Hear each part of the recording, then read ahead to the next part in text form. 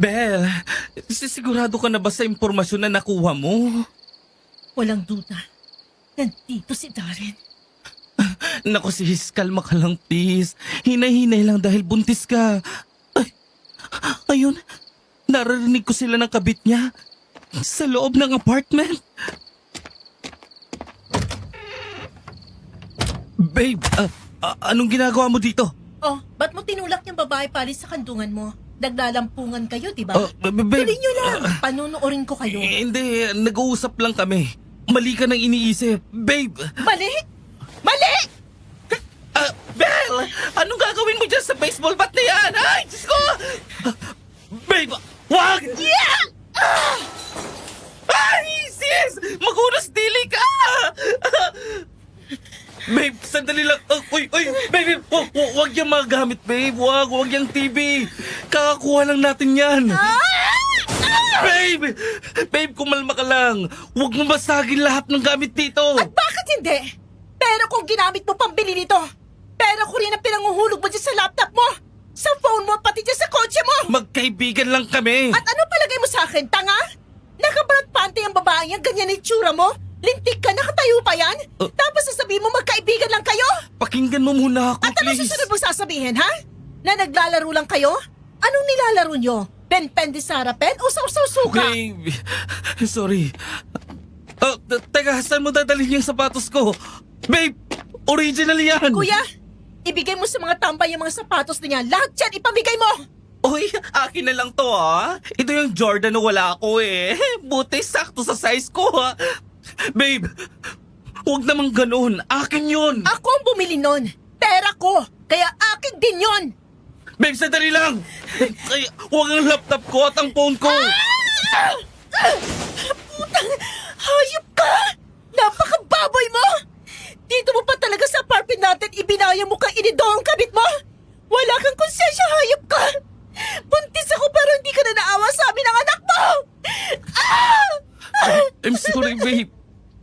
I'm sorry. Saan ako nagkulang, Darren? Saan? Ginawa ko lahat para sa'yo. Binigay ko lahat. Nung nawala ka ng trabaho, wala ka narinig sa akin. Kahit nahihirapan ako dahil pasan ko lahat ng gastos. Tapos mampababae ka pa. Kaninong tae ang ipinahid mo dyan sa mukha mo para maging ganyang kakapal ang mukha mo? Habang nagpapakahirap ako nagtatrabaho, naghihimas ka ni ibang hita ng babae? Ha? At ikaw na babae ka? Saan ka pupunta? Diyan ka lang! Babe, please. Mag-usap muna tayo. Huwag kang lalapit sa akin dahil ihahampas ko talaga tong baseball bat dyan sa mukha mo! Patawarin mo ako, please. Mula ngayon, hiwalay na tayo! Diyan ka sa babaeng yan! At yung mga kinuha mo pinapahulugan mo sa akin, mula ngayon, bayaran mo mag-isa! Kuya, kunin mo yung susi ng kotse. Iuwi mo. Ibebenta natin yan. Oh, sure. Babe, magbabago na ako. Pangako, patawarin mo ako. Alam mo, Darren, pinagsisisiyan kong ikaw ang pinakasalan ko. Teka, babe. Bakit may pulis? Bel, sandali lang. Bel!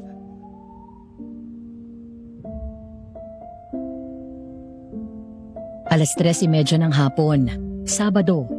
Habang tinatapos ko ang disenyo ng isang wedding gown para sa kliyente ko, bigla akong napahinto nang marinig ko ang staff ko na nakikinig sa isa sa mga episodes nyo. Para akong binalik ng oras na yon sa nakaraan. Kaya naman naisip ko na ibahagi sa inyo ang sarili kong kwento tungkol sa mga aswang at nangyari ilang taon na ang nakalilipas. Isang bahagi ng buhay ko na pilit kong kinakalimutan. Dear Aswang Diaries and Madam Venus, ang mga pangalan ng lugar na kasama sa kwentong ito ay minabuti kong ibahin para maprotektahan ang kanilang pribadong buhay. Tawagin na lang akong Belle, isang wedding gown designer.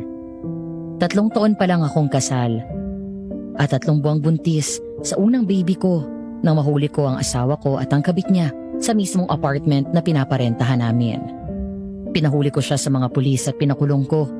Pagkatapos ay umalis ako ng Maynila at umuwi sa probinsya namin sa isang liblib na bayan sa Antique. Sa aking pagbabalik sa aming baryo, bumalik din ang isang taong mistulang multo ng aking nakaraan. Kasabay nito ay nagsimula ang mga nakakatakot at nakakapangilabot na karanasan ko sa mga aswang.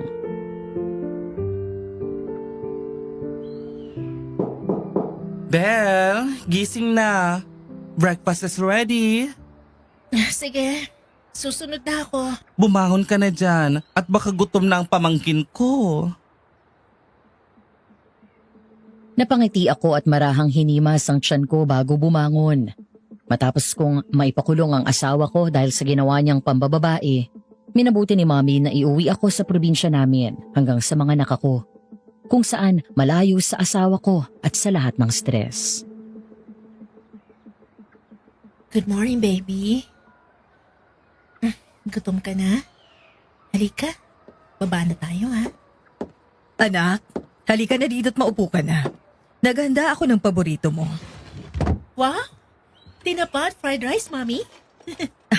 Oo, nasabi ng kuya mo na ito daw ang cravings mo ngayon. Mami, namimiss ko na yung luto mo, yung simpleng sinabawan na daw ng alugbate tsaka yung may kabute. Tapos may inihaw na tilapia. Oh, Rose, narinig mo yon? Yun ang iluto mo mamaya. Yes, ma'am. Ay ate, sabihin mo lang kung ano pang gusto mong kainin. Ay ipagluluto kita. Masarap akong mag-aing. Talaga ba? Sige nga, pagluto mo ako nun bukas ng umaga. Sige po. Anak, pumunta ka mamaya sa ospital ha? Para ma-check up kita. Habang narito ka, ako ang mag-aalaga sa inyo ng anak mo. Mabuti na lang at obighay ni si Mother. Anong plano mo doon sa gunggong mong asawa? Balita ko nag-ipon daw para may pangpiyansa siya. Eh di mag-ipon siya. Good luck kung paano siya makakaipon. Pati mga kaibigan niya halos isuka na rin siya. Kung nakinig ka lang sa akin noon, sinabihan na kita na wala akong tiwala sa mukhang unggoy mong asawa. Hoy Maria Gracia Isabela Trinidad, ayoko mababalitaan na pinatawad mo yan at makikipagbalikan ka dyan sa asawa mo. Dahil hindi lang batok ang makukuha mo sa akin, aalisan kita ng mana. Ang mami, buong pangalan ko talaga. True love bells ang sinabi ni Mother. Ay naku sis, sisimulan ko ng magpa-orasyon kay Mang Polo na why hindi kamukha ng juwangit mong asawa ang pamangkin ko. Ay, hewan ko ba? Sa panahon talaga ngayon, kung sino pa ang mukhang puwet ng kaldero, sila pa ang malakas ng loob, mambabae. Uy, ano ba nakita mo doon ha? Dax ba yun? Hindi, dami nga laging space eh. Patawarin mo ng bunsong kapatid mo, kuya. Sadyang nabulag lang ako ng kanta ni Andrew E. Umanap daw ng pangit eh. Dahil sa naging problema niyo ni CJ, ay sana hinintay mo na lang siya. Naku! But seriously anak, ang tanging gusto lang namin ng kuya mo ay ang ikabubuti mo. May mga tauhan ka naman dun sa boutique shops mo sa Manila. High-tech na ngayon. At pwede ka pa rin magtrabaho kahit nandito ka sa bahay at malayo ka. Maayos naman ang internet natin dito. Isa pa, mas maaalagaan ka namin. 3 kaming doktor na mag-aalaga sa'yo. 3? Eh kayo lang naman ni Kuya Peter ang doktor dito ah.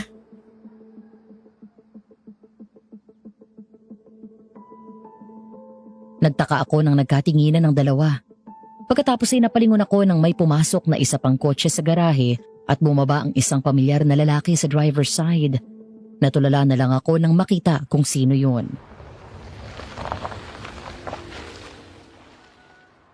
Mommy Fina? I'm home! Mommy! Kuya Belle? CJ?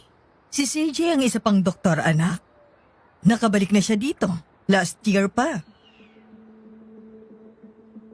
Matapos magalmusal ay umalis na rin sila Mommy at Kuya Peter dahil may duty pa sila sa ospital.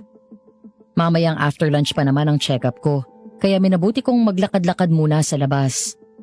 Napangiti ako nang maramdaman ang malamig at sariwang hangin. Doon ko lang naisip kung gaano ko na-miss ang buhay doon sa probinsya. Simple, hindi komplikado. Parang mabagal ang oras. Hindi gaya sa Maynila, parang laging nagmamadali ang mga tao. Napahawak ako sa tiyan ko nang maalala ko ang asawa ko. Huwag ka mag-alala anak. Kaya natin kahit walang ama mo. Gagawin ko lahat para mabuhay tayong dalawa lang. Sisikapin ko na hindi mo maramdaman na may kulang sa'yo. Lumingon ako sa paligid. Halos walang pinagbago sa lugar namin. Medyo malayo sa bayan ang aming baryo. Ang mga bahay doon ay medyo magkakalayo pero may mga dumadaan naman. Ang isang atraksyon sa amin ay isang maliit ngunit lumang simbahan. Malapit lang yon at ilang lakad lang mula sa bahay. Nang makarating ako doon, huminto ako sa paglalakad. Hindi ko maintindihan pero bigla kong nakaramdam ng matinding kilabot nang umihip ang malamig na hangin.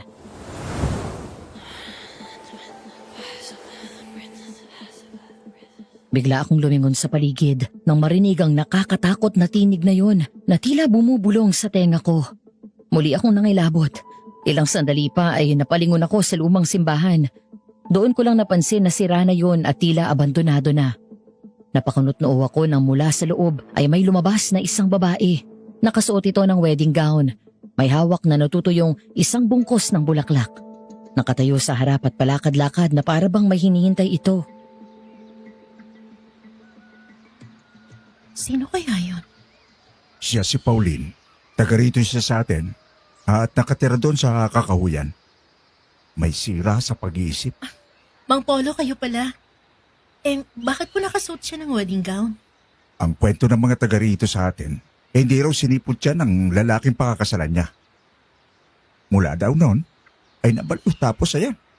Lagi siyang naandyan nakasuot ng damit pangkasal. Araw-araw na naghihintay. Kawawa naman siya. Naiintindihan ko siya. Nakakabaliw kapag niloko ka ng taong pinagkatiwalaan mo. Kung hindi dahil sa anak ko, baka nasiraan na rin ako ng bait. Pero may iba ako. Kumusta na po kayo? Mabuti naman iya. Natutuwa ako na makita kita ulit. Ang tagal mo rin hindi nakauwi dito sa atin ha. Oo nga po eh. Naging busy lang po ako sa Manila dahil sa negosyo tapos nag-asawa kaya di na po ako basta nakabalik dito. Nagkwento sa akin ang kuya mo tungkol sa ginawa ng asawa mo. Nagpapaorasyon para daw hindi maging kamukha ni Darren ang anak mo. Tinotoo pala ni Kuya yon. Pero eto, hiwalay na pagkatapos na ng 3 years. Huwag ka malungkot. May darating pa sa iyo ng masigit sa asawa mo. Alam mo, lahat ng nangyayari sa buhay ng isang tao ay may dahilan. Walang nagkataon lang. Lahat inadya ng Panginoon sa tinakdang oras niya. Sana nga po. Teka, ano bang ginagawa mo rito sa labas? Oh, wala naman po. Naglalakad-lakad lang, nagpapahangin. Huwag ka magtatagal dito sa labas ha. Mag-iingat ka. Matagal kang nawala dito sa atin kaya marami ka na rin hindi alam. Hindi naligtas na magpagala-gala dito sa atin. Lalo na sa isang tulad mong nagdadalang tao. Bakit po? Hindi ba nasabi sa'yo ng mami mo? Ang alin po? May gumagalang aswang dito sa baryo natin. Aswang? Oo, aswang. Mga halimaw na nagkakatawang tao sa umaga pero kapag kumagat na ang dilim, nagiging mukhang halimaw. Umaatake sila at kumakain ang mga tao. Ang mga buntis na gaya mo ang pinakamabango sa kanilang pangamoy. Bel? Oh, si Jay, mabuti at narito ka na. Samahan mo itong si Bel at huwag niyong hayaan na lumabas ito ng bahay mag-isa. Opo. Sige Bel, at mauna na ako. Sige po, salamat po. Natahimik ako nang magkatinginan kami ni CJ. Alam ko na pareho kaming nailang nang iwan kami ni Mang Polo. 5 taon na mula nang huli kaming magkita. Mula nang hindi na lang siya bastang nagparamdam at iwan ako. Yes, Madam Venus. Ex ko si CJ. My first and great love. Maaga siyang naulila sa magulang at si mommy na best friend ng mommy niya at ninang din ni CJ ang tumayong ikalawang ina niya. Si mommy na ang nagpalaki at nagpaaral sa kanya. 5 taon lang ang agwat ng edad namin kaya mula sa kuya-kuyahan kuno ay nahulog ang loob namin sa isa't isa. Hindi naman tumutol ang pamilya ko sa relasyon namin at sinuportahan kami. We were basically inseparable. Hanggang sa pinapunta siya sa US ni mommy para doon mag-med school. Doon na nagbago ang lahat. Isang araw hindi na lang siya nagparamdam sa amin. Sa kanyang pagkawala, doon pumasok sa eksena si Darren. Bel, binilinan ako ni Mami na huwag kang payagang basta lumabas. Halika, umuwi na tayo. Maya-maya dadalhin kita sa ospital. Kaya ko naman mag-isa. Hindi. Delikado dito ngayon. Sinabi rin ni Kuya Peter na ipag-drive kita. Okay. Oh my God! Bago umalis ay lumingon ako sa babae sa simbahan. Pero nagulat ako nang makitang biglang nag-iba ang anyo nito at nagmukha itong halimaw. Kahit malayo ay kitang-kita ko ang nakakatakot niyang itsura. Nakangisi siya sa akin at kumakaway. Bigla kong pinaling sa iba ang tingin ko at humawak ng mahigpit sa braso ni CJ. Nang muli akong lumingon sa babae, ay normal na ang mukha nito at palakad-lakad na ulit. Bakit? Wala. Namalikmata lang yata ako. Okay ka lang? Nanlalamig ang palad mo. Oo. Halika na, uwi na tayo. Matapos akong ma-check up ni Mommy ay agad niya akong pinatayo mula sa higaan at bumalik sa upuan sa harap ng mesa nito. Thank God! Malakas ang kapit ng anak mo.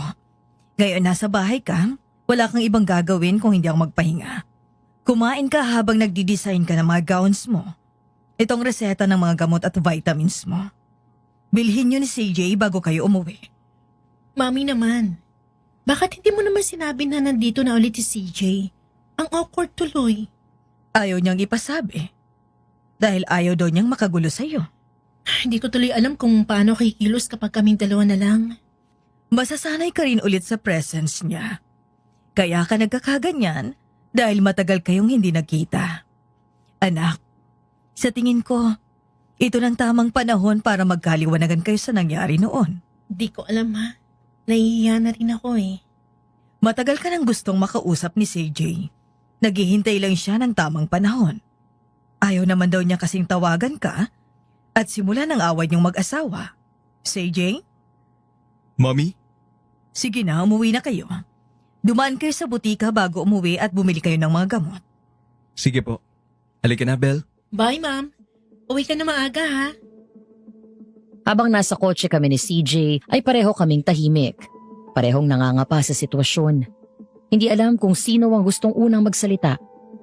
Nang mga sandaling iyon, Madam Venus, parang sasabog ang puso ko sa kaba. Wala kaming formal breakup. Parang isang usok na bigla na lang kaming naglaho sa buhay ng isa't isa. Kumusta ka na, Belle? Ayos na. I heard what Darren did. Alam kong hindi ka okay. Wala naman siguro magiging okay sa babaeng nahuli mismong asawa, nakasama ang kapit niya at pareho silang halos subad. I'm sorry. Ba't ikaw ang nagsasorry? Di naman ikaw nanloko sa akin eh. Kung hindi ako nawala sa buhay mo, hindi mababaling ang atensyon mo sa kanya. CJ, hindi mo kasalanan yun. Sino bang mag-aakalang sira ulo yun? Ang pagkakakilala natin sa kanya, mapait, responsable. Kaya ba pinakasalan mo siya? Di ko alam. Siguro dahil siya ang unang nasa tabi ko nung panahon na unti-unti mo ako iniwan. Napalingon ako kay CJ nang itabi nito sa gilid ng daan ng kotse. Pagkatapos ay sumandal at humugot ng malalim na hininga. Nang magsimula itong magsalita at narinig ang kanyang mga paliwanag, doon umagos ang mga luha ko. I'm sorry, Belle.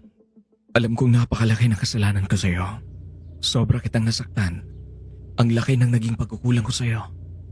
Nangako tayo sa isa't isa na magpapakasal at bubuo ng pamilya. Habang gumagawa ko ng mga wedding gowns, ikaw naman, gumagamot ng mga may sakit na bata. Natupad nga natin ang mga pangarap natin. Naging fashion designer ako at ikaw, doktor. Pero wala tayo sa tabi ng isa't isa. Okay naman tayo bago ka pumunta ng US, diba? Palagi tayo magkausap noon. Bakit nawala? Ba't tayo nagkalayo, CJ? May nag-iibang babae ba? Wala, Belle. I swear to God. Walang iba. It's just that I suffered from a serious mental problem. Nahirapan ako sa pag-aaral ko doon. Hindi ako makareklamo kay Mami Fina dahil ayokong ma-disappoint siya. Pero hirap na hirap ako. I was constantly bullied, harassed, just because I'm a Filipino. Grabe ang naranasan kong racial discrimination sa mga professors ko at ibang estudyante. Hindi ako makapag-concentrate sa pag-aaral. Bumabagsak ang mga major subjects ko. Bakit hindi mo sinabi sa akin, CJ? Bakit mo sinolo? Natakot ako na kapag nalaman mo, ay malaman din ni Mami Fina. That's why I cut you off. Sinadya kong hindi magparamdam sa'yo. I suffered from severe depression and anxiety. Gusto kong maging magaling na doktor gaya ni Mami Fina. Pero hindi ko ma-meet ang expectations niya. Nahiya akong humarap sa kanya. Basta ng mga panahon na yon, ayoko makipag-usap sa iba. Gusto ko lang mag-isa. Hanggang sa hindi ko na malayan na lumipas na ang panahon. Nawala ka na. Sinubukan kong bumalik sa'yo pero nalaman ko na kayo na ni Darren at ikakasal na kayo. Halos mabaliw ako sa pag-aalala sa'yo. Hanggang sa nasanay na lang din ako na wala ka na sa buhay ko. Tama. Kasalanan mo. Oo, kasalanan mo kung ba't nagkaroon ng Darren sa buhay ko. Kung hindi mo ako iniwan noon, hindi siya darating. Baka hindi ganito kami miserable ang buhay ko. Patawarin mo ko. Hayaan mo akong bumawi sa'yo. Paano, CJ? Paano mo babawiin ang mga taon na nawala at pinabayaan mo ako mag-isa? Ang lahat ng sakit at trauma na dinulot mo sa buhay ko. Ang mga gabi-gabing iniiyak ko dahil hindi kita makontak. Sinolo mo lahat. Pati ako hindi mo pinapasok sa mundo mo kahit na pwede naman natin harapin ang problema magkasama.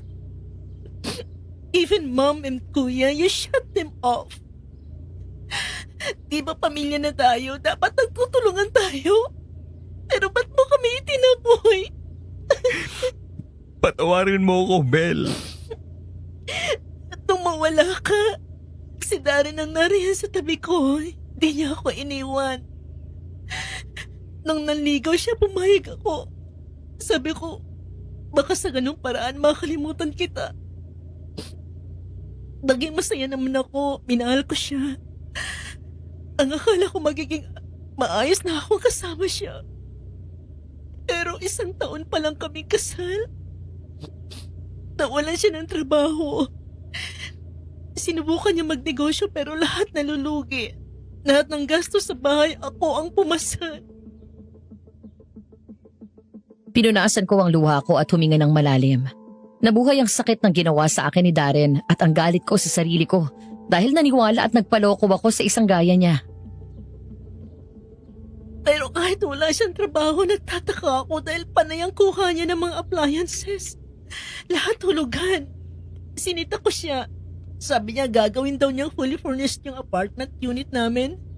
At yun daw ang pagkakitaan niya. Hanggang isang araw, isa sa mga tauhan ko nakakita sa kanya na may kasamang babae. Naganap ako ng may ebidensya. Pinasundan ko siya. Naggalungkat ako sa phone niya. Nang makuha ko lahat ng ebidensyang kailangan ko, doon ko siya sinugod sa apartment namin. Hindi pala niya pinaparenta ang unit namin kaya na sinabi niya. Doon pala niya ititira ang kabit niya kaya bumili siya ng gamit. Napakahayop. At gusto kitang sisihin sa lahat ng yon. Dahil hindi mangyayari lahat to kung hindi mo ako iniwan. I'm sorry. Kumagulgol ako ng iyak at pilit na nanlabahan nang sinubukan akong yakapin ni CJ. Pero hindi ako nanalo. Naramdaman ko na lang na tuluyan niya akong naikulong sa mga bisig niya at niyakap ng mahigpit. I'm sorry, love. I'm so sorry. Dapat Bel na lang. Wala na yung endearment na love. Kung ganon, pagsisikapan ko hanggang sa makuha ko ulit ang tiwala mo. Hihintayin kita, Bel. Gusto ko ulit subukan. This time, I'll make it right. May asawa na ako, CJ. Asawa? Babalikan mo pa si Darren? Pagkatapos ng mga ginawa niya sa'yo? Hindi na. Pero magulo pa rin kasi ang sitwasyon eh. Ongoing pa ang kasong sinampa ko sa kanila ng kabit niya. At pinaprocess pa ang pag-file ko ng annulment. Kahit kaibigan lang sa ngayon. Bel, hindi kita pipilitin. Hindi kita mamadaliin. Ako naman ang maghihintay sa'yo. Hanggang sa maging handa ka na. Hanggang sa mahalin mo ulit ako. Ngayon, hindi na ako mawawala sa buhay mo. Pero buntis ako. Ayokong pagmulan tayo ng chismis na pareho lang kami ng asawa ko. At isipin ng iba na may lalaki ako. Importante ba bang sasabihin ng ibang tao? Ngayon mo mas kailangan ng mag-aalaga sa'yo. Kung hindi ka kayang alagaan ng asawa mo, ako mag-aalaga sa'yo. Sa inyo ng anak mo. CJ, Oh, I'm sorry.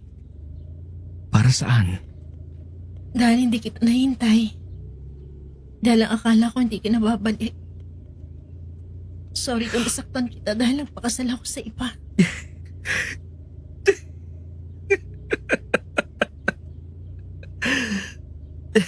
Wala yun. Wala ba yun kumpara sa mga sakit na ibinigay ko sa'yo? Alam ko late na to.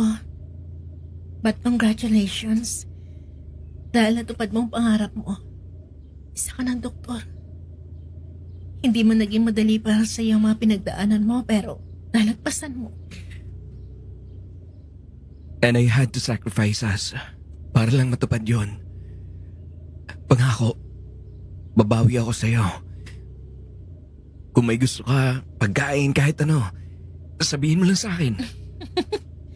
Sige. By the way, hindi ako nasabi sa'yo pero mas gumanda ka ngayon. Hindi halatang broken-hearted. Pregnancy hormones. Maganda ka naman talaga noon pa. Lika na nga. Bibili pa tayo ng gamot. Hating gabi. Nagising ako ng pasado 12:00 dahil kumakalamang sikmura ko at sa malakas na kulog at kidlat. Medyo malakas ang hangin sa labas. Mapula ang ulap at nagbabadya ng malakas na buhos ng ulan. Naalala ko na may pagkain pa ako sa ref na pinabili ko kay Kuya Peter. Kaya bumangon ako at lumabas ng kwarto. Sinalubong ako ng madilim na sala at kusina. Hindi na ako nag-abala pa na buksan ang ilaw at dumiretso ako sa ref. Habang kumakain, lumingon ako nang bumukas ang pinto ng kwarto ni CJ. Oh, nandito ka pala? Akala ko tulog ka na. Tulog na nga. Nagising lang ako kasi nagugutom ako eh. O ikaw, ba't gising ka pa? May tinapos lang akong pag-aaralan na case ng pasyente ko na 12 years old. May schedule kasi ako na surgery bukas. Oh, dapat matulog ka na para may lakas ka. Okay lang. Sanay na ako sa puyatan to halos walang tulog ng ilang araw. Nagugutom din ako eh. Halika, kain. Matapos namin magkausap at magkaliwanagan, gumaan ang pakiramdam ko, Madam Venus. Para kaming bumalik sa dati. Nung bago ko siya maging boyfriend at magkaibigan pa lang kami. Magaan lang, masaya. Ilang sandali pa ay natigilin kami nang may marinig kaming iyak ng sanggol sa labas ng bahay. Iyak ng baby yun ah. Oo nga.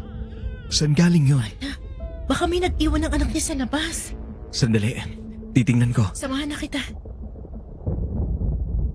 Bilang isang nagdadalang tao at si CJ bilang isang pedia doctor, hindi namin maiwasan ang mag-alala para sa bata. Nakalimutan ko ang sinabi ni Mang Palo tungkol sa aswang. Ang naisip naming dalawa ni CJ ng mga sandaling yon ay ang makuha ang bata bago pa ito mapahamak. Malamig ang panahon ng gabing yon at anumang oras ay bubuhos na ang ulan. Nagmamadaling kinuha ni CJ ang flashlight at lumabas kami ng bahay. Naglakad-lakad kami sa labas ng bakuran at naghanap sa paligid. Pero wala doon ang bata. Nang bumalik kami sa loob, napalingon ako sa bandang gilid ng bahay. Parang doon nanggagaling yung iyak. Ayun! Ay, Diyos ko. Sino walang puso nagtapon dito sa bata? Gano'n na lang ang gulat namin nang makita ang isang sanggol na parang wala pang isang buwang gulang. Nakabalot sa puting tela habang nasa tabi ng basurahan. Kaya agad itong dinampot ni CJ. Siguradong nasa paligid pa ang nagtapon sa kanya. Wala na ako makitang tao sa paligid eh. Sino kayo nag-iwan sa kanya dito? Oh, ang cute pa naman niya oh. Halika, dali natin siya sa loob para ma-examine ko siya. Gigisingin ko si Mommy. Habang naglalakad kami papasok ng bahay, napakanutnoo ako nang mapansing unti-unting nagbabago ang mukha ng sanggol. Mula sa inosente at cute nitong itsura, Unti-unting kumukulubot ang balat ng mukha nito. Ang mga mata ay kulay pula at nanlilisik. Ang loob ng bibig nito ay tinubuan ng matatalas na pangil. Si Jay, yung baby! Ah! Tiyanak! Biglang nabitawan ni CJ ang bata at mabilis akong hinawakan ito at umatras kami. Nanlaki ang mga mata namin nang biglang umalis sa pagkakabalot ng tela ang tiyanak at gumapang ng mabilis palapit sa amin. Si Jay! Takbo sa loob, bilis! Mabilis kaming tumakbo papasok ng bahay at agad na nilakang pinto. Sa kabila ng maliit na itsura nito, napaatras kami nang marinig ang malakas na kalabog sa pinto habang pilit itong pumapasok at hinahampas yun. Tulala pa rin dahil sa bilis ng mga pangyayari. Bigla kaming nagkatinginan ni CJ nang tumahimik at huminto ito. Umalis na yata siya. Sana nga. Kasabay ng malakas na pagkulog at kidlat ay mas tumataas din ang tensyon at takot na nararamdaman namin. Dapat ay kalmado na kami dahil umalis na ang aswang pero hindi pa rin mawala ang kaba sa puso ko. Hanggang sa lumabas si Mami. Kasunod si Kuya na halatang nagising sa ingay namin. Bakit kayo sumisigaw? Ano bang nangyayari? Mami, may aswang! Tiyanak! Ano? Tiyanak? Nandito ba si Janice? Totoo, kuya. Nakita ko rin. Yung baby naging... Si Jay! Nakapasok siya! Ayun sa paanan ng ref! Bigla kaming napaatras nang makita ang tiyanak. Dahan-dahan na gumagapang palapit sa amin. Maging si Mami at Kuya nataranta at natakot nang makita nila ang maliit ngunit mabagsik na aswang na ito. Ay, Diyos ko! Bel! Ilag! Si Jay! Bigla akong tinulak ni CJ palayo nang tumalon palapit sa amin ang tiyanak. Kumapit ito kay CJ at pinagtangkaan siyang kagatin. Ngunit mabilis itong nilayo ni CJ hanggang sa tumatakbong bumaba si Kuya Peter at kumuha ng asin. Asin! Asin! Kailangan natin ng asin! Bilis! Bel, anak, pumunta ka na dito! Mami! Bel! Anak! Ay, Diyos ko, Peter! Ang kapatid mo, bilisan mo! Tatakbo pa lang sana ako nang mula kay CJ ay biglang tumalon sa akin ang tiyanak. Napasigaw ako sa sobrang takot. Kahit maliit ito ay napakalakas nito at malikot. Pilit na umaalpas habang pilit ko rin itong nilalayo sa akin. Paulit-ulit na nagtatangka na sunggaban ako at kagatin. Tumakbo si CJ at kinuha ang baston na dating ginagamit ng daddy ko noong nabubuhay pa siya. Sinabuyan ni Kuya ng asin ng aswang. Sumigaw ng malakas ito na para bang napaso sa sakit. Pagkatapos ay malakas na hinataw ni CJ ng baston. Mabilis na gumapang ang aswang papunta sa pinto palabas ng likod bahay. Kaya hinabol ito ni CJ at Kuya. Habang si Mami ay agad tumakbo palapit sa akin nang bigla akong matumba dahil sa hilo hanggang sa unti-unti akong nawala ng malay. Bel, anak! Si Jay, si Belly namatay!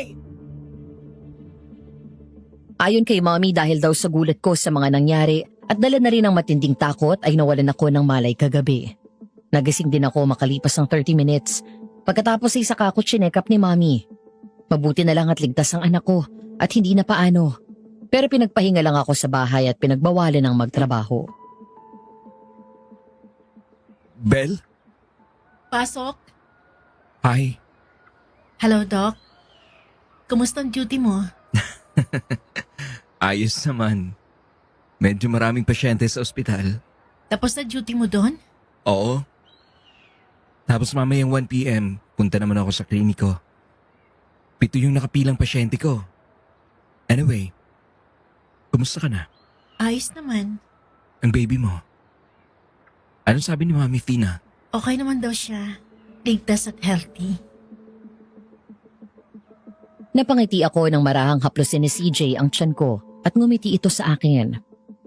Habang pinagmamasdan ko siya, hindi maiwasang isipin kung sakaling siya ang pinakasalan ko, ano kaya ang buhay ko kasama siya? Ano nga palang sabi nila tungkol doon sa tiyanak? Nakausap mo na ba si Mang Polo? Oo. Kahit siya nagulat at hindi makapaniwala, ang alam daw niyang gumagalang aswang dito ay yung babaeng mukhang impacta. Pero mag-iimbestiga raw siya. Paano kung bumalik yung tiyanak? Tinuruan niya na kami nila Mami kung anong gagawin sa susunod. Tapos ang sabi ni Mang Pulo, yung binigay niya na 4 na insenso, sindihan natin pagdating ng 6:00 ng gabi Ilalagay daw yan sa labas ng 4 na sulok ng bahay para hindi pumasok ang aswang dito.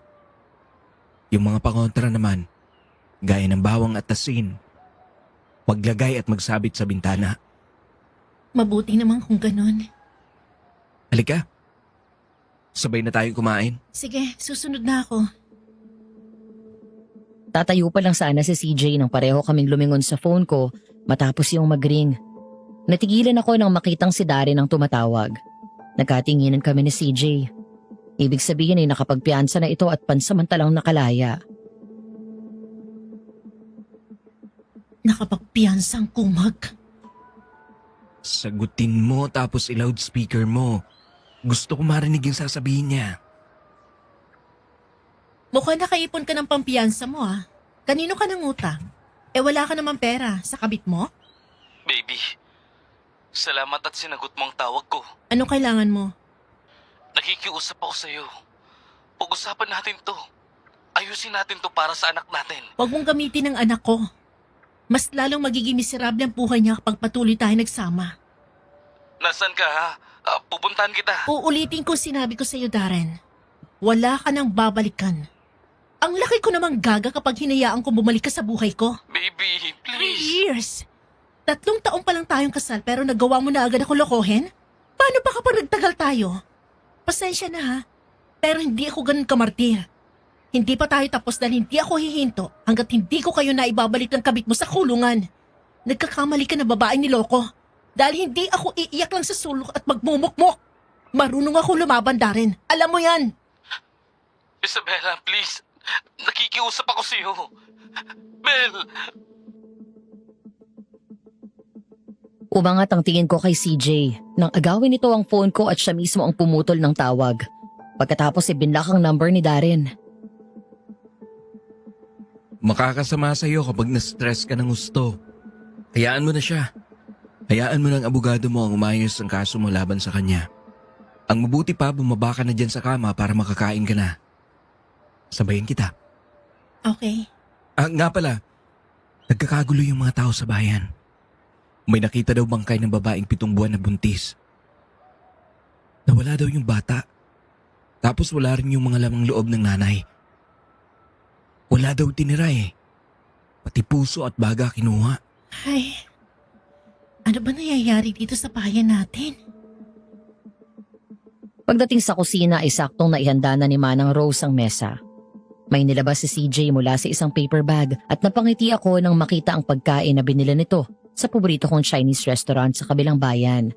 Habang si Manang ay pinaghanda ako ng request ko na bopis. Nang ilapag nito ang isang mangkok na may laman na ulam, ay hindi ko agad nagustuhan ang amoy nito. Nang subukan kong kainin, sumayad pa lang ang pagkain sa bibig ko. Bigla akong naduwal at nailuwa ko ang pagkain sa pinggan.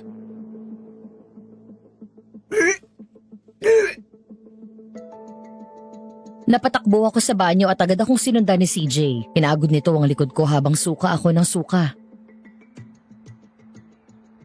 Ay, Biel! Ayos ka lang ba?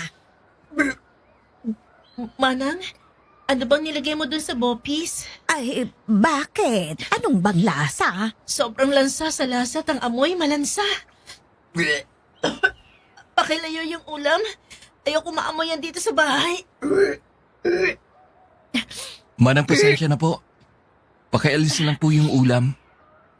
Alam niyo namang buntis, maselan siya sa mga amoy ng pagkain. Ay, sige. Pasensya na, Bel. Baka hindi ko nalutong mabuti yung baga at puso. Ano? Okay ka na? Ikaw na magluto, please. Gusto ko yung egg soup na lagi mo niluluto para sa akin dati. Sige. Ihahatid na lang ulit kita sa kwarto mo tapos ipagluluto kita. Doon na lang tayo kumain. Sige, salamat CJ. Isang gabi, pasado 11:00 na, nang magkasunod na lumabas si Mommy at CJ ng kwarto. Ako ng mga sandaling yon ay nasa kusina at tinatapos ang mga design ng wedding gown ng mga kliyente ko. Oh anak, bakit gising ka pa? Sabi ko naman sa'yo bawal lang magpuyat. Hindi pa po ako inantok eh. Napahaba ang tulog ko kaninang hapon. Wala naman ako magawa, edi tapusin ko na lang to. Oh, eto. Gatas para madali kang antukin. Thank you. Ang Oo nga pala, Mami. Pwede bang huwag niyo nang paglutuin si Manang Rose mula ngayon? Oh, bakit naman? Ayoko. Ang lansa-lansa na niluto niyang bopis kanina. Di ko maintindihan ang lasa. Bukod sa malansa, walang lasa. Basta kakaiba. Kahit siguro hindi buntis, hindi makakain yun eh. Eh, sinong magluluto para sa'yo? Wala ako dito ng tanghali. Ako na lang ni. Kapag nandito ako sa bahay ng tanghali, paglulutuan ko siya. Ay, sa bagay, ganyan talaga kapag buntis, anak. Masyado ka nagiging maselan. Bigla kaming natigilan habang nag-uusap nang may narinig kaming huni ng ibon sa labas ng bahay. Napatingala kami at nakiramdam. Sa hindi malamang dahilan ay kinilabutan ako. Nakakapagtaka dahil mukhang malayo ang tunog, pero naririnig pa rin namin siya hanggang doon sa bahay. Ibon sa gabi? May lumilipad bang ibon sa gabi? Meron. Tik-tik. Tik-tik?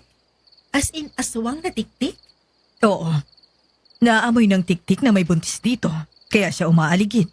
Huwag kang mag-alala, Bel. May mga pangontrang nakasabit sa mga bintana at pinto. Hindi yan makakapasok. Isa pa, hindi naman pawid ang bubong natin. Hindi niya basta masisira yan. Ang mga tiktik ay karaniwang dumadapos sa bubong ng bahay ng mga buntis. Kapag pawid ang bubong ng bahay mo, gaya ng karaniwang bahay sa mga ganitong liblib na probinsya, kaya nilang sirain yon at ilusot ang mahaba at manipis nilang dila. Pagkatapos ay sinisip-sip nilang sanggol sa tiyan ng buntis. Mommy, buti naniniwala ka sa mga ganyan kahit doktor ka. Dito na ako lumaki sa probinsya natin. Marami na rin ako nakitang kababalaghan dito habang lumalaki ako. Hindi talaga maiiwasan na may mga ganyang aswang, lalo na't nasa liblib tayo. Isa pa, naranasan ko na rin matiktik noong ipinagbubuntis ko kayo ng kuya mo at ng ate mo. Binalaan ni rin ako ni Mang Pulo tungkol sa tiktik. Ang sabi niya, kapag ang tunog ng tiktik ay tunog malayo, ibig sabihin ay nasa malapit lang siya. Kaya sigurado ako nasa bubong siya ngayon. Anong gagawin natin ngayon? Hayaan mo siya. Wala yung magagawa. Kumalma ka lang anak, magdasal ka. Alam mong mas makapangyarihan ng Diyos. Opo. Sige na anak, matulog ka na. Dala ang mga gamit ko ay agad akong pumanhik ng hagdan habang si CJ ay naiwan pa sa kusina. Nang buksan ko ang pinto, bigla akong nabitawan ng mga gamit ko at napasigaw ng malakas nang makita ko ang isang nakakatakot na nilalang na nasa bintana. Bel! Anong nangyari anak? Mabilis na tumakbo si CJ sa akin at lumabas naman sa kwarto si Mommy. Doon sa labas ng bahay, sa mismong tapat ng bintana ko, isang nakakatakot na nilalang ang nakita ko. Isang babaeng aswang na mukhang demonyo. Parang bruha ang buhok nito. Nalilisik ang dilaw ng mga mata, kulubot ang mukha, at ang ilong niya parang tuka ng loro. Malaki ang bibig na may maliit pero mukhang matalas na pangil. Mukha siyang nakakatakot na mangkukulam na aswang na gaya ng mga napapanood ko sa mga pelikula. May aswang sa bintana! Aswang nga! Niyakap ako ni CJ habang nanginginig ako sa takot nang agad akong tumalikod. Ayon sa kanya ay mabilis tumakbo ang aswang nang makita siya at tumalon palabas ng bakod. Ang mabuti pa, Mami. Doon muna matulog si Bel sa inyo. Ako na po magliligpit ng gamit niya. Halika na anak, pumasok na tayo sa kwarto. Kinaumagahan ay napag-usapan namin ang mga nangyari habang nag-aalmusal. Hindi lang ako nakaramdam ng takot at pag-aalala, maging ang pamilya ko. Anak, ano kaya kung umuwi ka na lang muna sa Maynila? Doon check na ligtas ka at walang aswang. Anong wala, Mi? Meron. Yung asawa niyan, mas masahol pa yung saswang. Hindi nga siya stress sa swang, baka makuna naman yan sa konsumisyon dahil sa cheater na yun.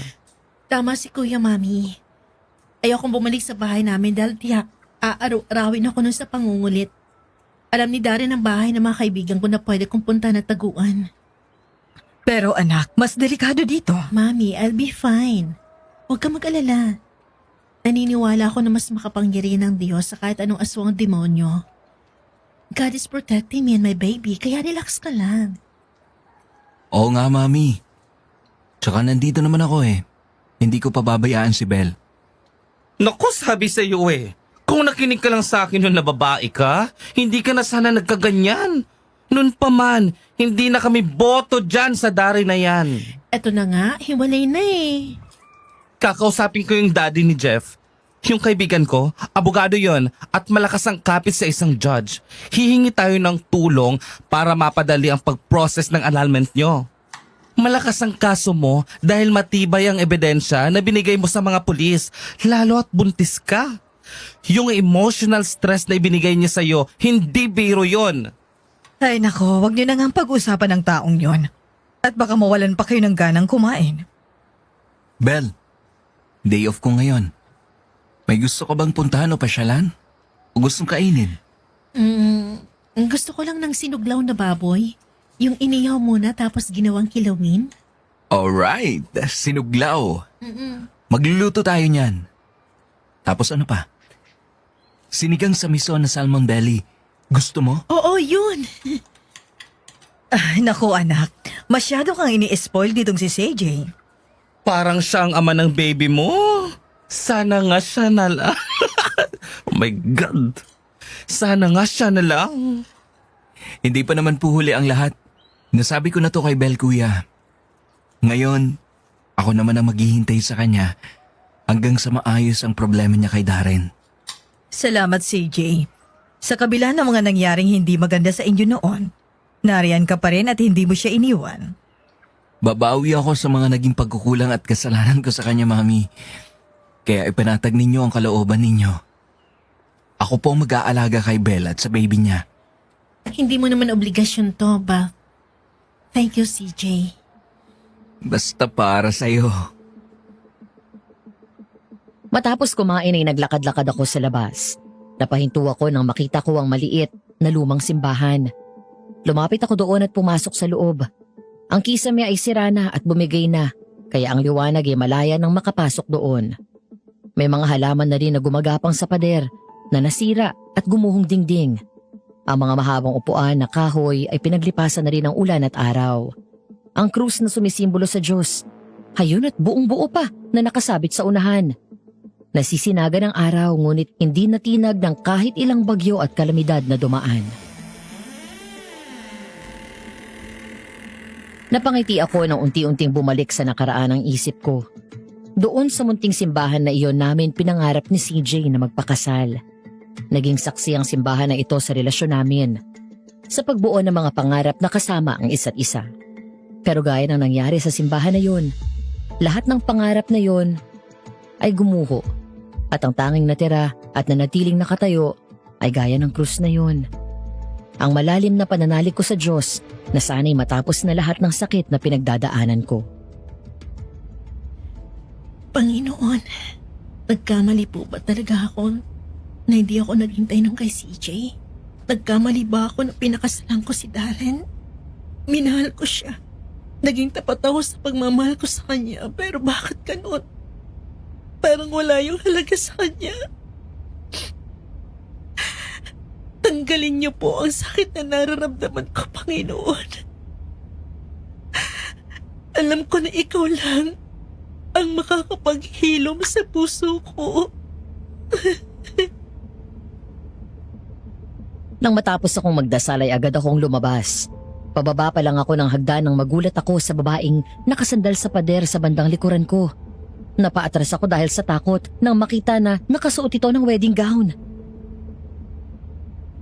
Sino ka? Pauline, ikaw, sino ka? Belle? Ngayon lang kita nakita dito. Taga saan ka? Dito rin. Matagal ako hindi nakabalik. Napaatras ako nang bigla itong lumapit sa akin at inamoy ako. Bahagya akong naduwal nang malanghap ko ang amoy nito. Magkahalong amoy na hindi naligo ng matagal at malansa at naaagnas ang amoy nito.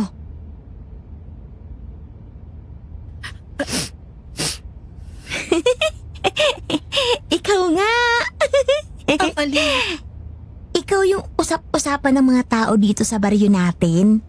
Yung buntis na palaging inaaswang sa gabi. Ha? Hindi mo ba alam? Gabi-gabing nakabantay sa'yo ang tik-tik. Pati na rin yung bruhang aswang. Hindi siya nagpapakita sa'yo, pero nakabantay lang siya. Kaya mag-iingat ka. Bakit ka palagi nakasuot ng wedding gown? Hinihintay ko kasi yung mapapangasawa ko. Mapapangasawa? Hindi ba parang ang tagal mo na naghihintay? Simula lang dumating ako dito, nakita na kitang suot mo yun. Hindi, darating siya. Nangako siya sa akin eh. Darating yun. Sabi niya sa akin, darating siya.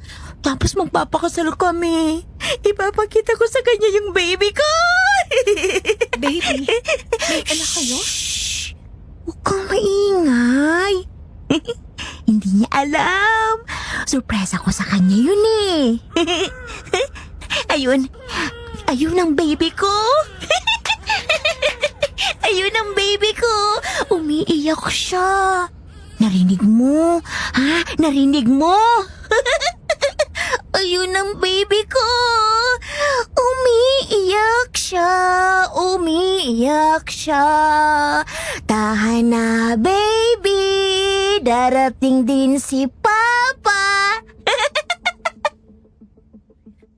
Niyakap nito ang bouquet ng tuyong mga bulaklak at dahon at tinapik ni Pauline na parang yun ang sanggol. Pinaghihili pa niya ito habang kumakanta. Nakaramdam ako ng awa habang pinagmamasdan ko siya. Naintindihan ko si Pauline kung bakit siya nagkaganon. Masakit at nakakabaliw talaga kapag niloko at sinaktan ka ng taong minahal at pinagkatiwalaan mo. Masigit na masakit ang maiwan. Yun bang bigla na lang nawala? Yung hindi mo alam kung saan ang lugar mo sa buhay niya o kung may lugar ka pa ba doon.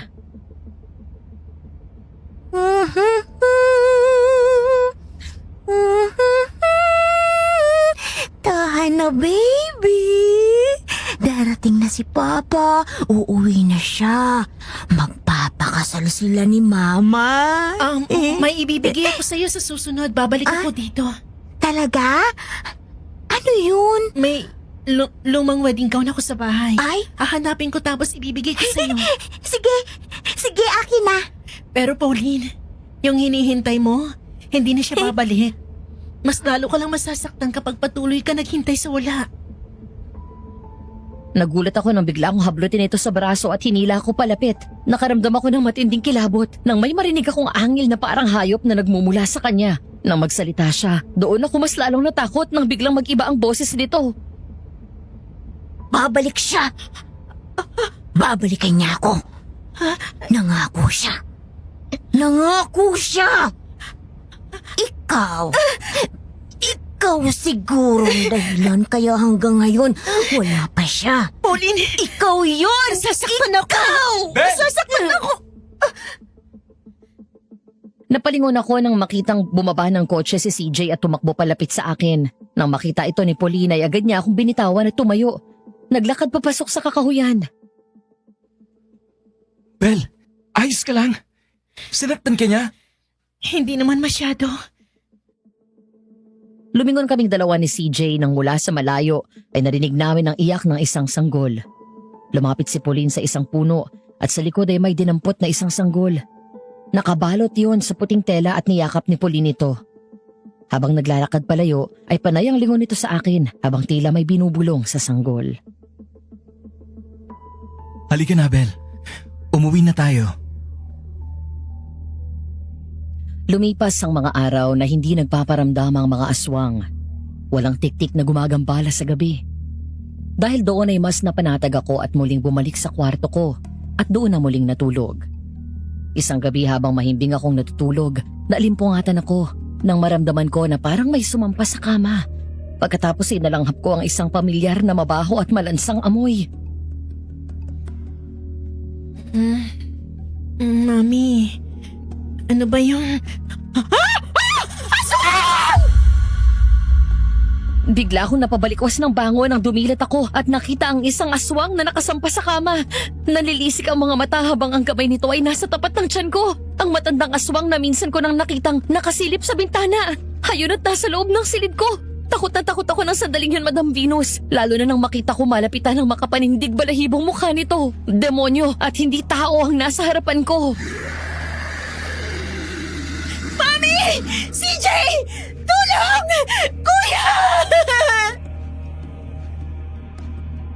Sumiksik ako sa kama at nagtangkang bumaba pero mabilis akong nahawakan sa paa ng aswang at hinila. Nagpumiglas ako lalo nang sakalin ako nito ng mahigpit habang hinihimas ang tiyan ko. Naiyak ako sa takot. Hindi para sa buhay ko kung hindi para sa anak ko. Nang tangkain ako nitong sakmalin ay sakto namang naabot ko ang lampshade sa bedside table at yun ang malakas kong pinukpok sa ulo nito. Bel! Ano ba nangyayari? Oh. Isabela! Diyos ko! Aswang! Pinasok tayo ng aswang! Kumuha ka ng asin, madali ka! Bitawan mo siya! Dinampot ni CJ ang stand fan at yun ang malakas na pinalo sa aswang ng paulit-ulit. Maya-maya ay dumating naman si Kuya Peter dala ang asin at mabilis yung binato sa aswang. Walang iya ka! Pangit ka! Impacta ka! Ah! Bel! Halika na, bilis! Dahil sa nangyari ay halos mawalan ako ng lakas. Parang namanhid ang buong katawan ko at hindi ko magawang kumilos dahil sa sobrang pagkabigla sa nangyari. Ang kuya ko na bading ay parang naging lalaki bigla. Binuhat ako sa kama. Mabilis akong niyakap ni Mommy at hinarang ni kuya ang sarili sa amin habang si CJ ay matapang na hinarap ang aswang. Kuya, ikuha mo ako ng kutsilyo, bilis! Ay, sige! Wait lang! CJ! Mag-iingat ka! Nang sumugod ang aswang kay CJ, bumagsak ito sa sahig kasama ng aswang. Nagtangka itong kalmutin siya at sakmalin pero sunod-sunod na sinuntok ni CJ ang aswang sa muka hanggang sa humahangos na dumating si Peter dala ang kutsilyo. Bigla ko ay nagawang yon mula sa kapatid ko at ako ang sumugod sa aswang.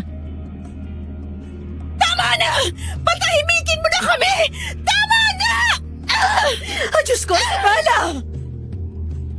Sinaksak ko ang aswang at tinamaan ito sa balikat. Malakas itong sumigaw at umalis sa ibabaw ni CJ. Susugurin dapat ng aswang sila Mami pero mabilis siyang nahila ni Kuya palabas ng kwarto. Dinampot ni CJ ang asin at binato ulit ang aswang. Agad sumampas sa bintana ang aswang at tumalon palabas na noon ko lang napansin na bukas. Ibalik mo si Mami sa kwarto, kuya! Ang hindi ko inaasahan ay biglang may tumalon sa akin mula sa kung nasan. Napasigaw ako nang makita ang tiyanak na nakakapit sa damit ko at mabilis na umakyat habang nakalambitin sa akin. Yung tiyanak! Bel! Mabilis kong nadampot ang kutsilyo. Eksaktong nasa balikat ko na ang aswang. Sinubukang alisin ni CJ ang tiyanak sa akin pero mahigpit ang kapit nito. Malakas akong dumaing nang maramdaman ko ang mataalas na kuko nitong bumaon sa balat ko. CJ! Anak ka ng Diablo! Papatayin kita! Nang saksakin na ito ni CJ at saktong mailayo ko sa wakas ang tiyanak, natigilan kami nang bigla itong bumalik sa dating anyo na walang muwang na sanggol. Biglang nailayo ni CJ ang patalim at kahapwa kami natigilan. Hanggang sa nagulat ako at bigla itong bumalik sa anyong tiyanak at muling pumiglas at nagtangka itong kagatin ako. Doon na sinaksak ni CJ sa likod ng maliit at mabagsik na aswang. Sumigaw ito ng batuhin ng asin at mabilis na tumakbo at naglambitin sa kurtina at lumabas sa bintana. Agad lumapit doon sa CJ at sinarado iyon at tilak. Wala na ang mga alagad ng impyerno? Bakit ang paborito nilang aswangin ang kapatid ko? Bakit nawala ang asin at bawang dito? Sinong nagtanggal? Bel, may sugat ka. Ang baby ko, CJ! Ang baby ko! Baka napano ng baby ko! Humiga ka. Titingnan natin ang baby mo. Paano nakapasok ang mga yon? Anak, iniwan mo bang bukas ang bintana? Di ba ang bilin sa atin ni paring Polo ugaliin sarado ang bintana sa gabi? Lalo ka na. Hindi, Mami! Sinarado ko yan, sigurado ako! CJ, natatakot ako! Paano ko sa susunod hindi na ako makaligtas? Hindi mangyayari yon. Araw ng linggo at naroon lahat ng mga kasama ko sa bahay. Sinundan namin ang tingin si Mang Pulo nang pumasok siya sa bahay mula sa bakuran at nagsalita. Sinabitan ko na ng pangutra pati ang buong bako nyo. Yung insenso siguraduhin nyong nakasindi pagsapit ng gabi, ha? Wala na dapat makapasok na aswang dito sa inyo. Sana nga po. Mas dublihin nyo ang pag-iingat lalo ka na, Bel. At mukhang hindi sila hihinto hanggat hindi ka napapatay ng mga aswang. Huwag na huwag nyong aalisin ulit ang mga bawang at asin sa bintana. Manang Rose, ikaw ba ang nag-alis ng mga asin sa bintana sa kwarto ni Belle? Napansin ko rin kaninang umaga bago dumating dito si Mang Polo. Pati ang mga naunang insenso na ibinigay niya at inilagay sa labas ay nawala. Ay, sir, ako nga po. Saan mo ba dinala? Tinapon ko ho eh. Ang akala ko'y basura. Luma na kasing tingnan. Tapos po, naglinis po ako sa kwarto ni Belle. Inalis ko muna yung asin at bawang para mapunasan ko ng maayos yung bintana. Kaso, nakalimutan ko na pong palitan at isarado yung bintana, sir. Manang naman! Alam mong importante yun. Nandito ka at nakita mo yung insenso nung binigay ni Mang Polo. Alam mong umaaligid ang mga maligno kay Belle. Paano mo nakalimutan palitan yung asin at bawang sa kwarto niya? Buhay ng kapatid ko at ng pamangkin ko ang nakasalalay dito. Hindi dapat kinakalimutan yung mga bagay na yon. Sorry po, sir. Kuya, tama na yan. Okay naman ako eh. Kailan ba ako magagalit, ha? Kapag may nangyari ng masama sa iyo, ha? Naku naman, Manang. Ayusin mo ang trabaho mo. Opo, pasensya na po. Hindi na mauulit. Dapat lang. Tama na yan. Manang, sige na po. Magbahangin muna kayo sa labas. Ikaw talaga, kuya, napakataray mo. Well, naimbyar na ako sa kanya. Napaka-irresponsable. Pero kahit may mga pangontra kayo sa loob at labas ng bahay, huwag kayong pakampante. Mag-iingat pa rin kayo at maging alerto. Kung sa kabila ng mga nilagay natin ay nakapasok pa rin ang babaeng aswang na yon at ang tiyanak, sigurado may dinaanan yon para makapasok dito ng malaya nang hindi nyo nalalaman. Yun ang alamin nyo. Pero pansamantala, siguraduhin nyo na huwag maiiwan mag-isa sa kwarto si Belle. Dapat may kasama siyang matutulog sa loob. Kailangan dublihin nyo ang pagbabantay kay Belle. Lalo na at may isang babaeng buntis ang nawawala. Nawawala? Oh, yung manugang na babae ni Pasita, 5 buwan na buntis yun. Nagpaalam nung umaga na maglalakad-lakad. Aba hindi na nakabalik. Ang duda ng iba kinuha daw ng aswang. Dahil ang huling beses daw na nakita ito ay may kausap na patandang babae. Tapos ayun, hindi na nakauwi. Sige po. Kami nang bahala kay Belle. Sige pare, salamat ha. Nang makaalis si Mang Polo, kami naman ay nananghalian na rin. Matatapos na ako nang lumingon ako kay Manang Rose at nakitang dala nito ang pinakuha kong malaking kahon kung saan nakalagay ang wedding gown. Belle, eto na yung pinapakuha mo. Thanks, Manang. Wedding gown mo ito ah. Bakit mo pinakuha?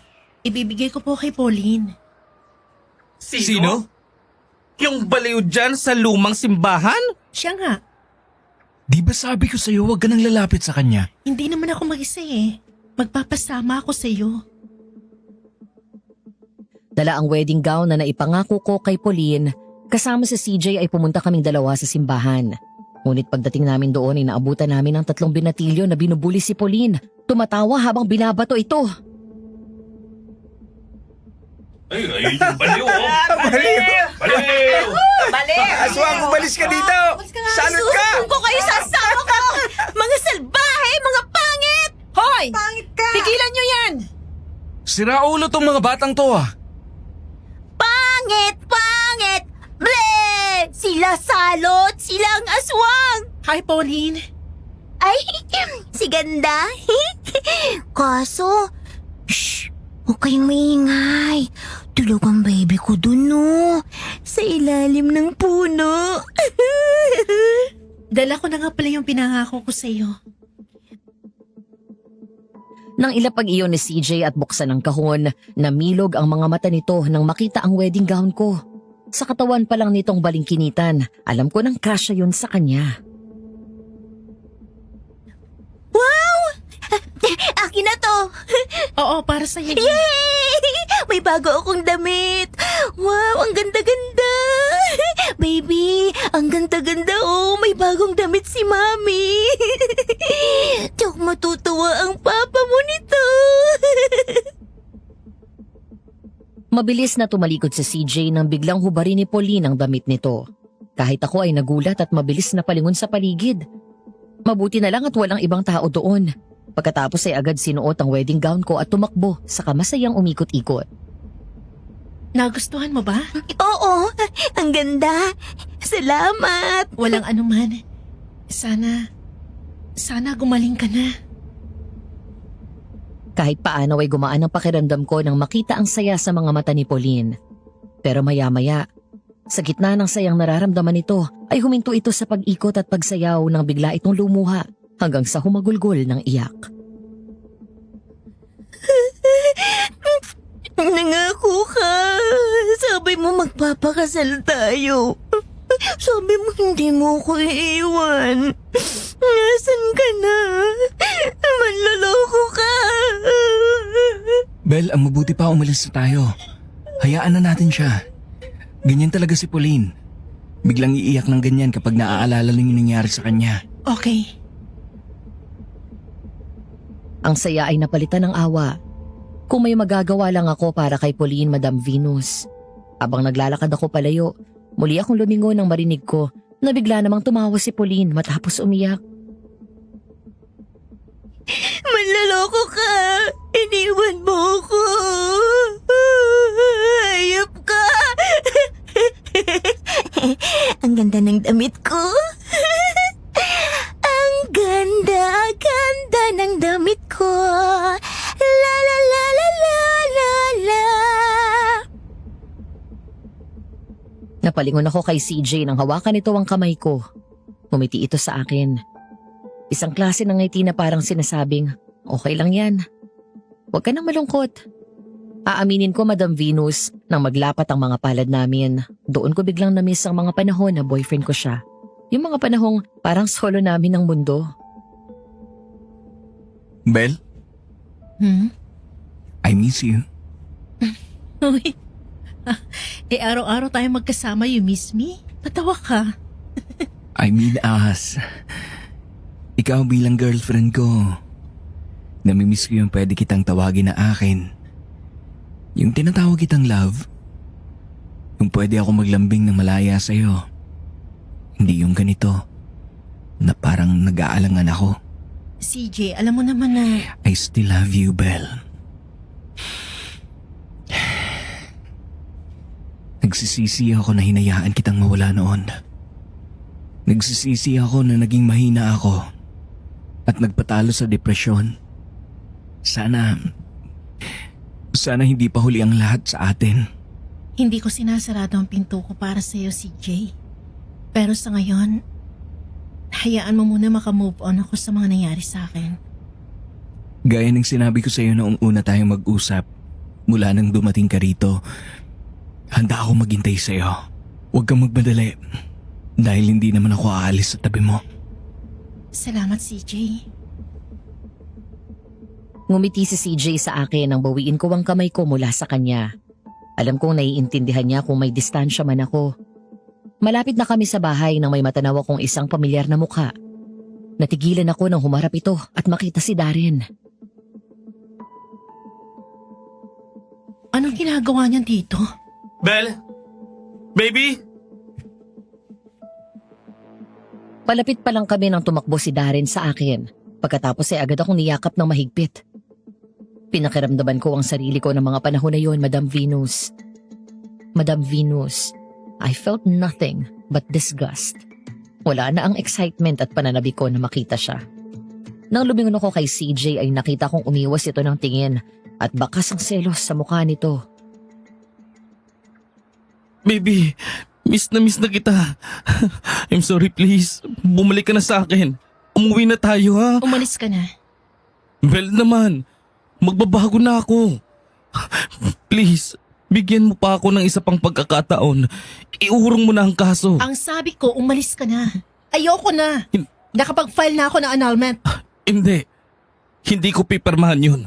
Hindi tayo maghihiwalay. Bakit? Ano ba sa tingin mo? Akala mo ba kapag pinatawad kita, iuurong ko ang kasong sinampa ko sa'yo at sa kabit mo? Wala lang sa akin ang babaeng yun. Ikaw lang ang mahal ko. Wala lang sa'yo pero binahay mo. At doon pa talaga sa apartment natin? Alam mo, Darren, hindi mo ako mahal eh. Baka nga hindi mo ako minahal. Dahil kung totoong mahal mo ako, hindi ka papatol sa ibang babae. Wala ka respeto sa akin. Hindi ka na nahiya sa akin, hayop ka. Ako lang nagtatrabaho tapos ikaw pa may ganang mga liwa. Magbabago na ako. Magbago ka para sa sarili mo. Dahil patawaran man kita ngayon, hindi na nun maibabalik ang tiwala ko sinira mo. Ikaw ang dahilan kung bakit tayo nagkakaganito ngayon, hindi ako. Hindi mo tinupad ang sinabi mo sa akin noon. Sinaktan mo pa rin ako.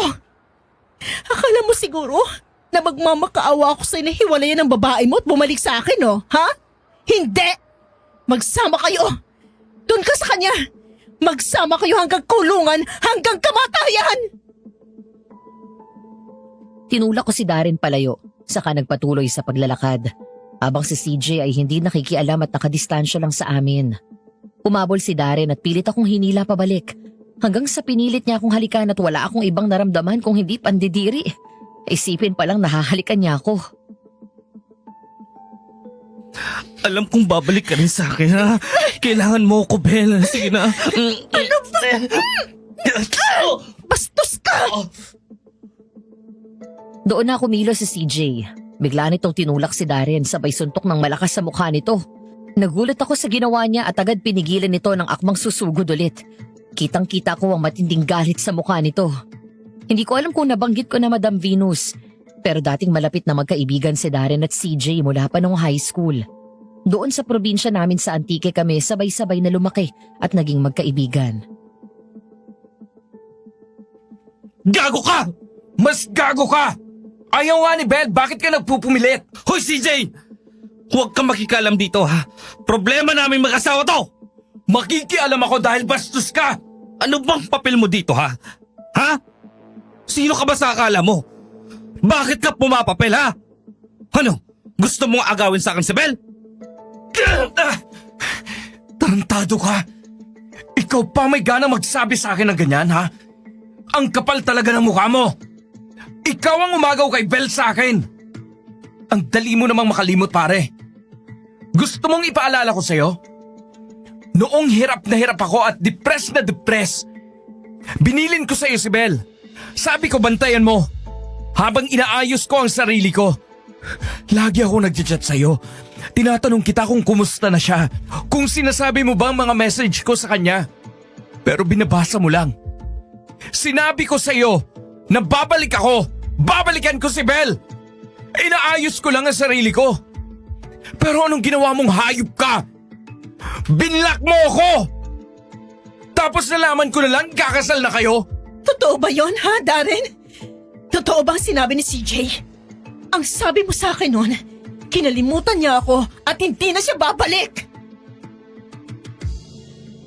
Kinumpirma ng pananahimik ni Darren ang mga sinabi ni CJ. Galit na galit akong sinugod siya at pinagsasampal. Hinablot ko ang damit niya at halos mapunit yon sa sobrang galit. Napakawalang hiya mong hayop ka! Hayop ka talaga! Ikaw pa lang dahilan kung ba't kami nagkahiwalay. At ang tanga-tanga ko na naniwala ako sa'yo! Wala na siyang magagawa ngayon dahil ako na ang asawa mo. Noong nagdesisyon ka mang babae at lokohin ako, ikaw mismong pumutol ng pagiging asawa mo sa akin. Maaaring kasal pa tayo sa papel ngayon, pero huwag kang matuwa. Dahil gagawin kong lahat para mapawalang bisang kasal natin. Manloloko ka! Wala kang karapatan na maging asawa ko! Na hindi mo ako kinumusta kung anong kalagayan ko at ang anak mo! Anong klaseng tao ka? Etong tatandaan mo. Babawiin ko siya sa'yo! Bel, halika na.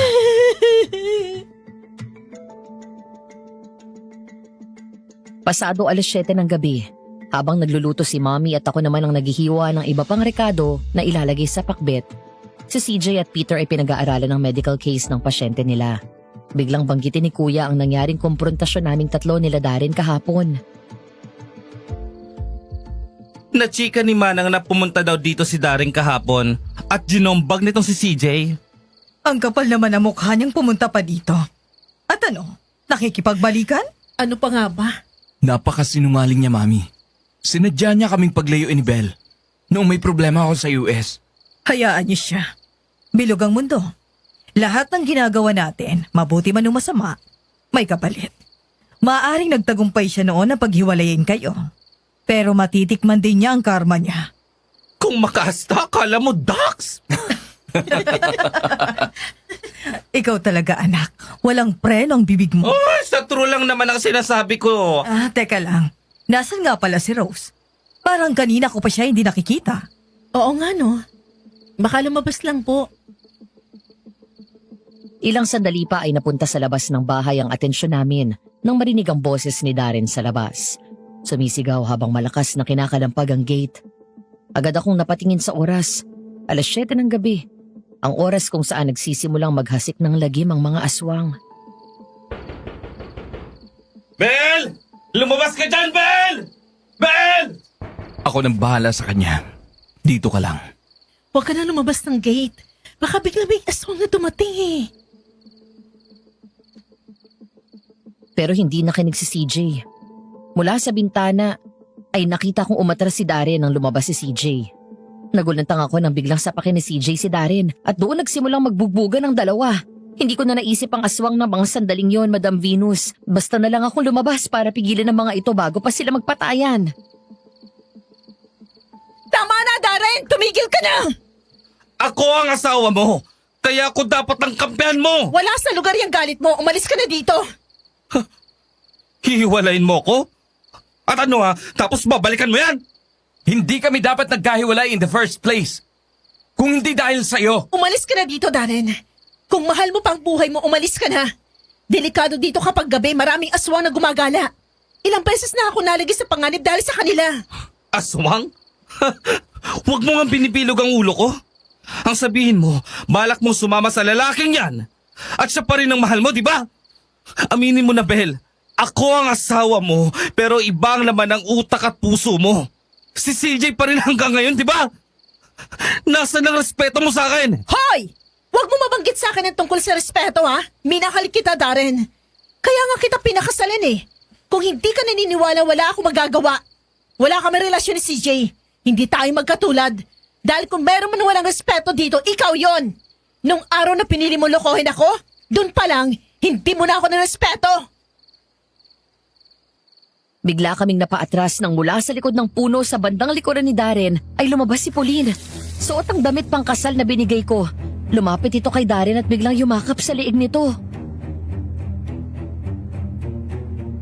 Sabi ko na nga ba't babalik eh.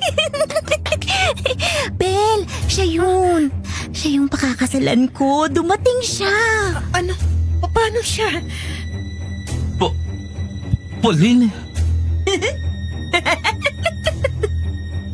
Bakit hindi natin sabihin ang totoo sa asawa mo, Darren? Anong ibig sabihin nito? Gusto mong malaman ng totoo, Bel? Halika!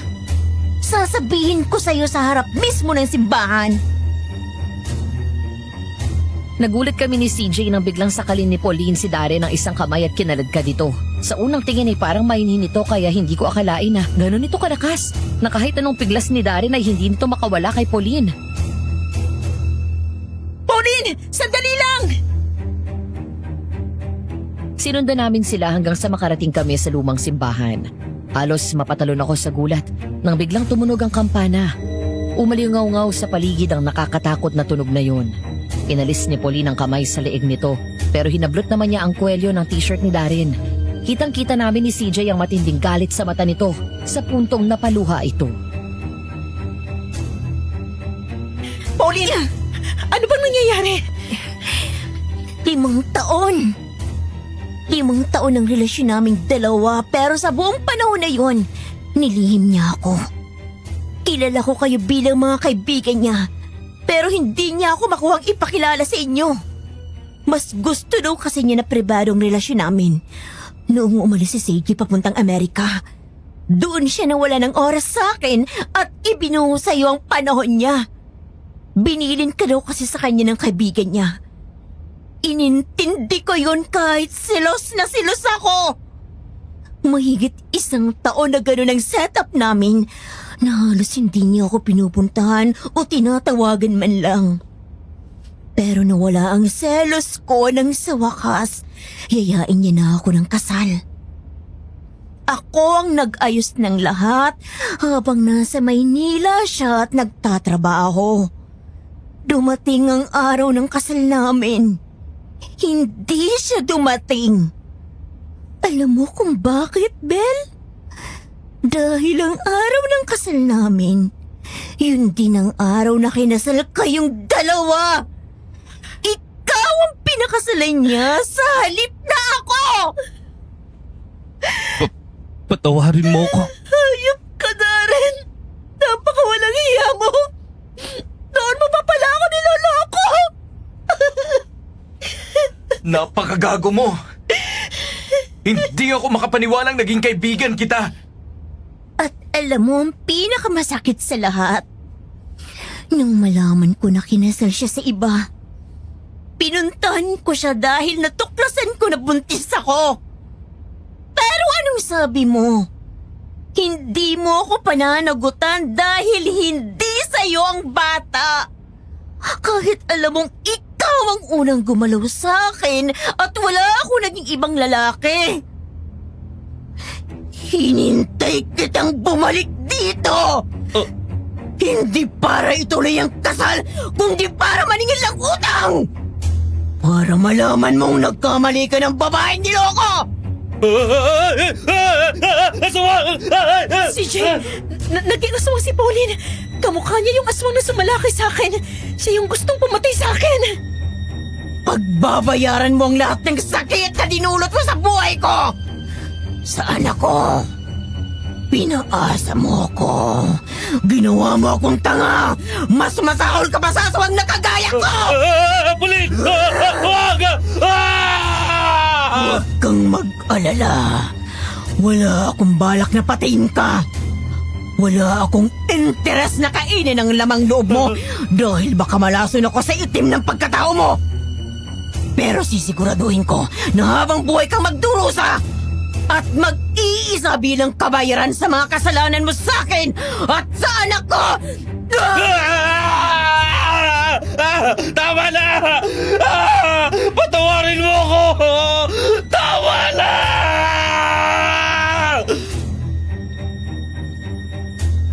Gamit ang kamay nitong may mahaba at matalas na kuko, biglang tinusok ni Pauline ang pagkalalaki ni Darren hanggang sa magdugo yun ng husto. Pagkatapos ay kinalmot niya ang mukha nito na para bang siniguro ni Pauline na magmamarka yun habang buhay. Patayin mo na siya, anak! Hindi ba't itong matagal mo nang hinihintay? Ang makitang lalaking yan at maghiganti ka sa ginawa niya sa'yo! Patayin mo rin maging ang babae gumagaw sa kanya at ang anak nila! Manang Rose? Anak mo si Pauline? Oo! Patama kayo ng hinala! Hindi kami tao dahil mula kami sa lahi ng mga aswang! Umatras kami ni CJ sa pagkabigla dahil sa katotohanan na sumambulat sa amin. Mabilis niya akong tinago sa likuran nang pagharap ni Manang Rose ay nagiba ang anyo nito at nag-iisang aswang. Habang karga nito ang isang sanggol na mukharing aswang. Ang tiyanak na 2 beses kaming pinagtangka ang patayin. Ngayon ay biglang naging malinaw ang lahat. Kaya pala palaging nakakapasok ang aswang sa bahay dahil kasama pala namin ang mismong aswang. Ikaw ang sumira sa pangarap ng anak ko! Kung hindi dahil sa iyong babae ka, hindi siya iiwan ni Darren! Manang Rose, walang kasalanan si Belle. Gaya ni Pauline, biktima lang din ako ng kasinungalingan ni Darren. Alam mo man o hindi, ikaw pa rin ang isa sa dahilan kaya halos mabaliw ang anak ko. Kaya papatayin kita! Sinubukan akong sakmalin ng aswang pero mabilis akong nakadampot ng malaking bato malapit sa ulunan ko at malakas kong pinukpok ang ulo ng aswang. Habang si CJ pilit na inilalayo ang maliit na aswang na pilit inaabot ang leeg niya. Belle! CJ! Pagbabayorin niyo ang sakit na nararamdaman ng anak ko! Ang bawat luhang pumatak sa kanyang mga mata! Manang, wala pa akong kasalanan. Nang tubigin ako kay CJ, nakadampot ito ng matalas na piraso ng kahoy at yun ang pinangsaksak nito sa likod ng tiyanak. Malakas na sumigaw ang maliit na aswang kaya napalingon si Manang Rose. Hanap ko!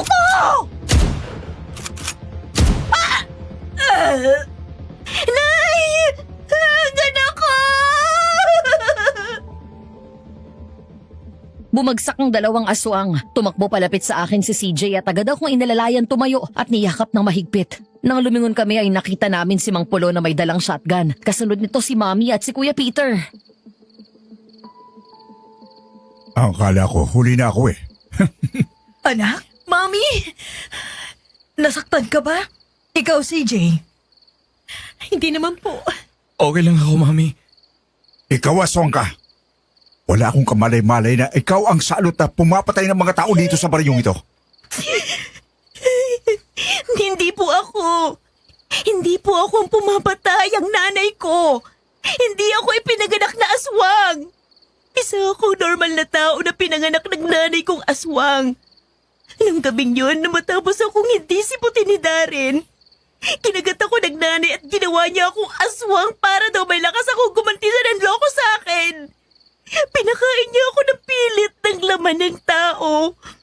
Nakain niya ng baby ko habang nasa tiyan ko pa siya. Noong ipinanganak ko siya ay naging tiyanak siya at hindi na siya lumaki. Pakiusap, huwag niyo akong patayin. Nandito lang ako para magiganti kay Darren. Mang Polo, mabait ho si Pauline. Hindi siya gaya ng iniisip niyo. Biktima lang din siya ni Darren gaya ko. Sige, pero mangako ka na magpakalayo-layo ka at hindi ka na babalik sa bayang ito. Opo, opo. Wala, sige. Umalis ka na at parating na ang mga pulis. Pauline, mag-iingat ka. And I'm sorry. Hindi ko rin alam. Salamat. Huwag kang mag-alala. Alam ko na yun. Wala kang kasalanan. Nakapaghiganti na ako. Ikaw naman ngayon, ipakulong mo siya. Hayaan mong pagbayaran niyang kasalanan niya sa inyo ng baby mo. Mangako ka. Pangako. Ako nang humihingi ng tawad sa mga ginawa ng nanay ko. Naiintindihan ko. Sige na, umalis ka na. Dali mo ang baby mo at ilibing ng maayos. Sinundan ko na lang ng tingin si Pauline habang nagmamadali itong umalis at pumasok sa madilim na kakahuyan, dala ang wala ng buhay nitong anak. Samantala nilapitan ko si Darren na nakahiga sa semento at umiiyak sa sakit. Wala kang konsensya, Darren. Mas masahol ka pa sa mga gahay nilang aswang. Dahil sa kagagawan mo, nalagay sa piligrong buhay namin ng anak mo. Masyado kang selfish. Sisiguraduhin kong makukulong ka. Para kay Pauline at sa anak niya na biktima ng walang kwenta niyang ama. Bel! Patawarin mo ako! Natawa ako nang biglang maglayo ang mga labi namin ni CJ at tinignan niya ako.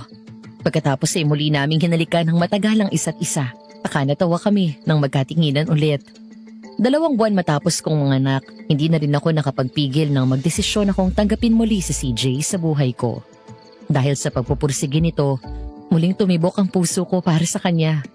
O baka naman, hindi ko lang namalayan na siya pa rin pala mula noon hanggang ngayon. Namiss kitang halikan ng ganon. Ang tagal na rin. Happy? Sobra. Hindi ko akalain na babalik ka sa buhay ko. Maraming salamat sa paghihintay. Wala pa yon. Kumpara sa mga hirap na dinanas mo noong bigla kitang iniwan. Tapos na yon. Ang importante, bumalik ka na. I love you. I love you too. Finally, nasabi ko na rin ulit yun. This time, hindi na kita pakakawalan. Kapag natapos ng lahat, magpapakasal tayo agad. Hihintayin ko yun. Ay, nagising na ang prinsesa namin. Okay, come to daddy. Ay nako, ang ganda naman ng baby namin. Kamukhang kamukha ni Mami. Gustong gusto niya kapag karga mo siya. Tingnan mo, oh. Ang tahimik niya. Komportable siya. Siyempre, si daddy to eh. Huwag kang mag-alala anak. Sisiguraduhin ko na lagi kang healthy. I will be your personal doctor. Belle? CJ, lumabas na kayo dito at kayo kumain na. Akin na yung apo ko at ang lola naman ang mag-aalaga. Halika nga dito, apo. Ari munding-munding, ari munding-munding. After 2 years, gagawa na lang tayo ng sarili nating baby. Hoy, huwag kang maingay. Baka marinig ka ni Mami. Ano ka pa? Practice na tayo mamaya.